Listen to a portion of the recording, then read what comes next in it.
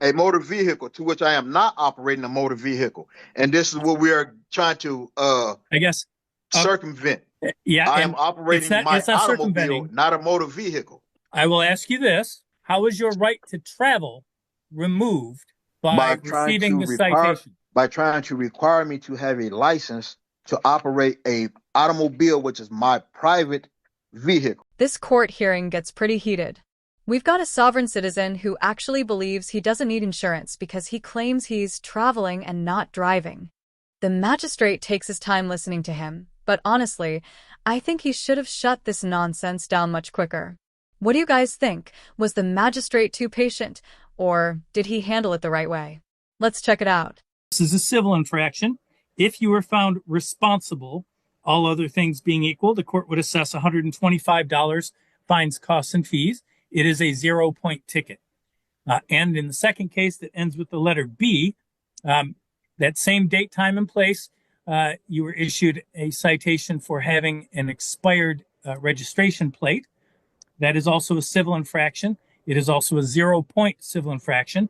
If you were found responsible, all other things being equal, the court would assess $110 fines, costs, and fees. So first question, is that the ticket or the two cases that you thought you were appearing about, Mr. Williams? It is. Okay. And same question to you, Officer Kellums? Yes, sir. Very good. In every civil case, the plaintiff has the burden of proof. And in a case like this, that burden of proof is called by a preponderance of evidence. Only question I have is, will the laws of the U.S. Supreme Court be applicable, and the federal statutes and definitions of motor vehicle and automobile be applicable in this proceeding? They are the state of Michigan laws that will be applicable. Okay. The other question is, are you already not bound by U.S. Supreme Court rulings? Every court is bound by relevant Supreme Court rulings. Okay. I'm not sure why you're asking that, but that's okay. All right, Officer Kellums, if you would begin, please. So on November 19th, 2024, I was on patrol for the Battle Creek Police Department when I observed the vehicle that Mr. Roosevelt was driving. I observed that it had expired tags on the vehicle. I then conducted a traffic stop on Fountain Street near Meacham Ave. Found Mr. Williams to be driving the vehicle, where I issued him the citations. When speaking with Mr. Williams, he could not provide insurance, and his tags were expired. All right.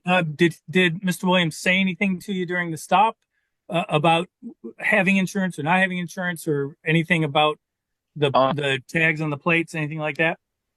He informed me that he did not have to have insurance due to that he was traveling, and to drive a vehicle, you have to have insurance. Something regarding Supreme Court. That's about all he said. Okay.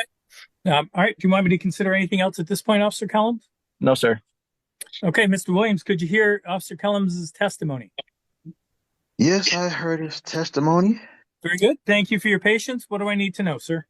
Okay, I did inform Officer Kelly that I am not operating a motor vehicle, but I am operating an automobile. I did inform Officer Kelly of the ruling of Rodriguez v. Ray Donovan, U.S. Department of Labor, 769 Federal 2nd, 1344, where the U.S. Supreme Court's decision has ruled that all codes, rules, and regulations are for government authorities only and not for human creators. In accordance with God laws, all codes, rules, and regulations are unconstitutional and lacking due process. All right, I'm going to interrupt you just for a second.